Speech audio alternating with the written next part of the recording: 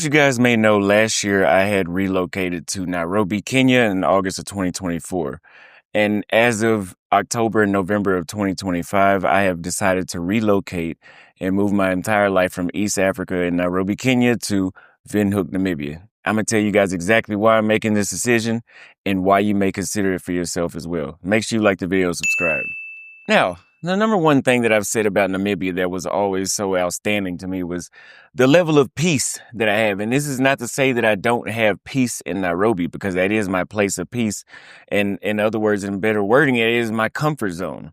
Nairobi, Kenya is my comfort zone. And the only thing about being in a comfort zone every single day, yes, you wake up feeling like you're in paradise, but at the same time, you start to forget your real goals, and you start to forget, at least for myself, that I actually want to make something out of myself and make good money and leave a legacy and leave an imprint on the world. And I also do have a purpose for being on YouTube.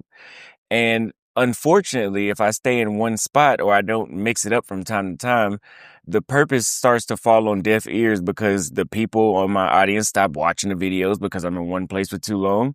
And that is also controlled by algorithm, which also stops recommending you to other people. So in order for me to spread my message around the world, which is that leaving the United States or a Western country and going to live in somewhere that's less developed like Namibia or Kenya is actually a very big improvement on your lifestyle. If you guys don't know why I left the United States, was because my main driving factor was I had a bad social life, and the straw that broke the camel's back was my dating life sucked in the United States.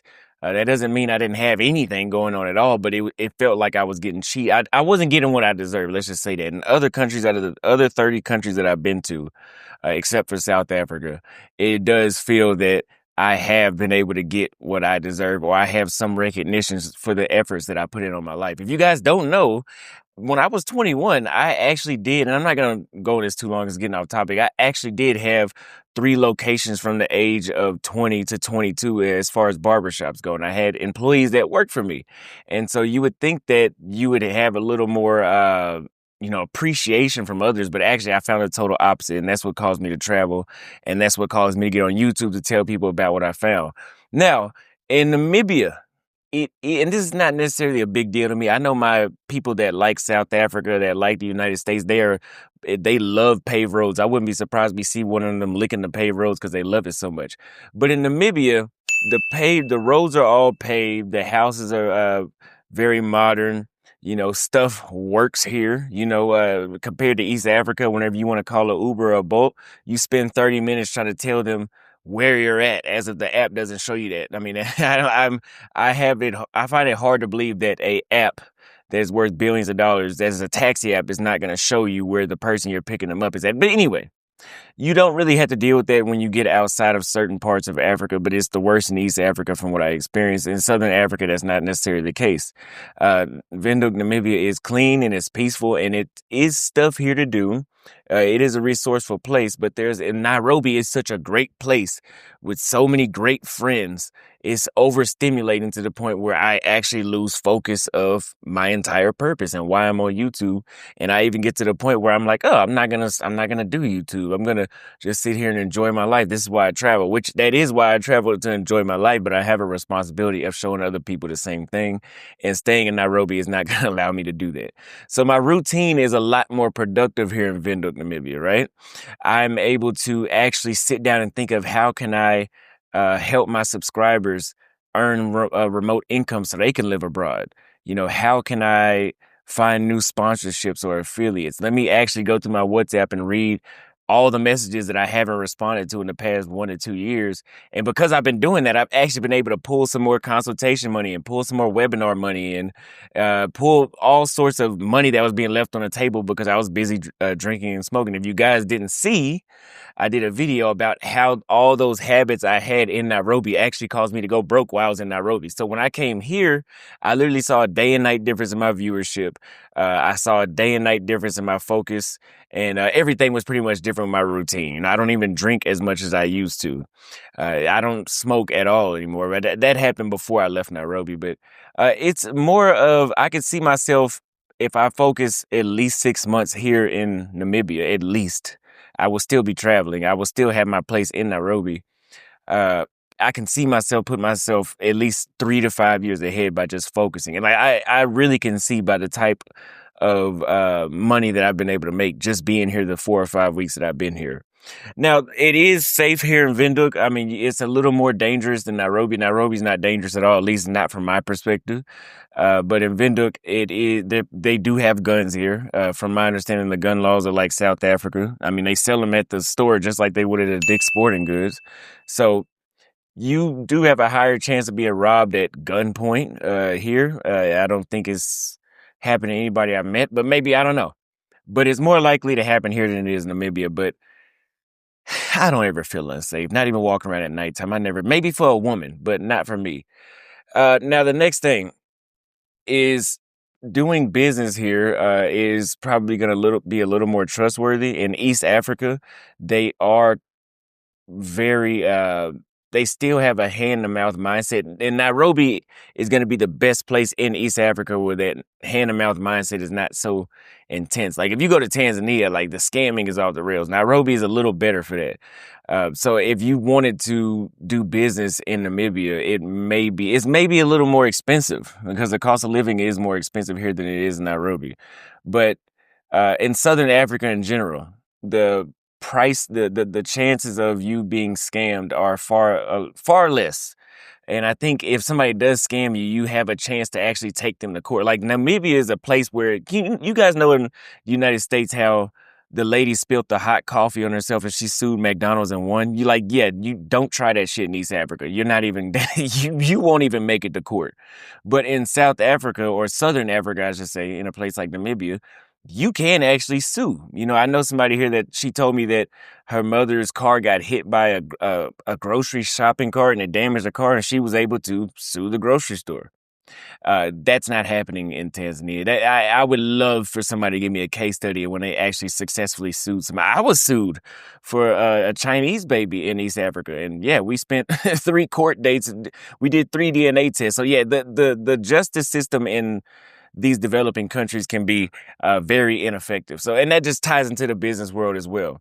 But yeah, back to the cost of living. It is a little more expensive to be here. Nairobi is rated as an expensive city. I don't think it's expensive. I mean, I've been to some expensive places here in Africa, like Maputo, Mozambique. And this is far less cheaper. Maputo, Mozambique is a ripoff when it comes to stuff you're paying for. But it's affordable if you are getting a lease for a place to stay. And maybe if you're cooking, but it's not, if you're coming from Texas, it's going to be like cut in half versus if you come from Texas, go to Nairobi, it's going to be divided by 4. And another thing that I like about being here in Namibia is that if you want to go to South Africa, if you want to go to Botswana, if you want to go to Angola, if you want to go to Zimbabwe, all of those are very close by and it's very easy. I think it's a lot less easier and more affordable if I want to travel back to South America from Namibia than it would be from East Africa. So I think even on the aspect of me traveling in the future, which I will to create more content because I still want to go to Oceania and Papua New Guinea and East Timor and places like that. Me being here allows me to be focused enough on work and come up with more ideas. I'm having the most ideas I've ever had in probably the past 10 or 11 months. So I think that being here, I'm able to focus on brand new ideas because I've had more ideas than I've ever had in the past 12 months. Like I'm doing email lists, I'm doing my own webinars again, which I've done all that stuff, but now I'm really taking it serious the same way I was in Paraguay. And this is the reason why I moved to Paraguay for 6 months at the time I did in 2023. It just made more sense financially. In Nairobi, so for some reason you guys hate Nairobi. I have no clue why. And I know it's just the people in the comments mainly, but we can say that, but then my views go down again because people stop watching. But that really only happens in Nairobi. I know that kind of contradicts what I said at the beginning of the video. But yeah, no. So anyways, a lot of people don't want to see me in Nairobi. It's like a celebration of the day I left Nairobi and then the day I said that I'm thinking about relocating here. Now I'm telling you guys that I will relocate here. I'm pretty sure there'll be a New Year's Eve party since I said that because you guys don't like Nairobi. I moved to Nairobi. That was a place I wanted to be at. But my perspective on making money and actually growing my business goes out of the window. I'm doing all the other stuff I've been needing to do this entire time. So it's very likely that I will just travel to Nairobi once a quarter. I still don't know yet if I'm going to sell all my stuff or I'm going to let my friends rent it for me while I'm not there, or am I just going to get rid of the apartment completely? I don't know yet. I'm pretty sure you life experts in the comments can leave a decision for me below.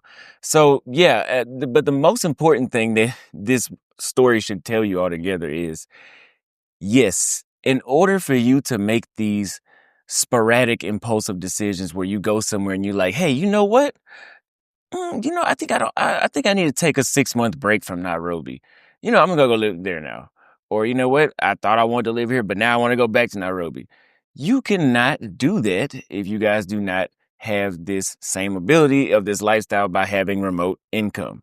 And so I thought it was perfect to tie in this Sunday's webinar, September 23rd at 1 p.m. Eastern Standard Time, for people that are looking to live this lifestyle, that you will be able to find out how to choose the right country, how to immerse yourself in the proper culture, how to actually, most importantly, make the right investments in the right countries for your right budget, and how to actually build that remote income. I have a job list with over 300 jobs that can pay up to $20 to $25 per hour. I listed in the first pinned comment as well. But you also need to make sure, if you decide to get the job list, make sure you come to the webinar. Right now, we already have 39 people, and it's only been around 36 hours that we've started promoting this. So there is a demand. I've tried to make dating content, because my main thing was social life is better and dating is better in other countries.